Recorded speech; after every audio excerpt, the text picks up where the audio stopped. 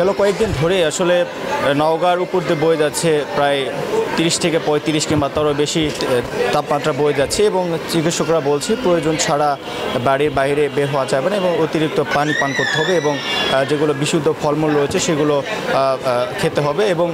আরেকটি বিষয় আপনাদেরকে জানিয়ে রাখি, সেটি হচ্ছে যে যেহেতু নওগাঁ সদর হাসপাতালে প্রতিনিয়ত রোগীর সংখ্যা বাড়ছে এবং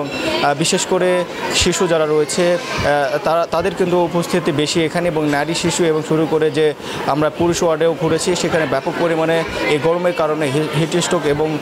ডায়রিয়া থেকে শুরু করে আমাশয়জনিত যে রোগগুলো সেই রোগগুলো আসলে বেড়েছে। সেক্ষেত্রে কিন্তু চিকিৎসকরা পরামর্শ দিচ্ছে প্রয়োজন ছাড়া আসলে বাড়ির বাইরে বের হওয়া যাবে না এবং অতিরিক্ত পানি পান করতে হবে। এবং আমরা এখানে দেখেছি যে আসলে কিছুক্ষণ আগেও রোগী বিভিন্ন প্রত্যন্ত অঞ্চল থেকে আসছেন এবং ডাক্তাররা চেষ্টা করছেন তাদেরকে আসলে বিভিন্নভাবে বলার জন্য আসলে যে হাত না ধুয়ে কোনো রকম খাবার খাওয়া যাবে না। এবং আরেকটি বিষয় আপনাদেরকে জানিয়ে রাখি, গত 24 ঘন্টায় আসলে এখানে 40 জন ভর্তি হয়েছে এবং প্রায় চিকিৎসা নিয়ে প্রায় 20 থেকে 22 জন এখান থেকে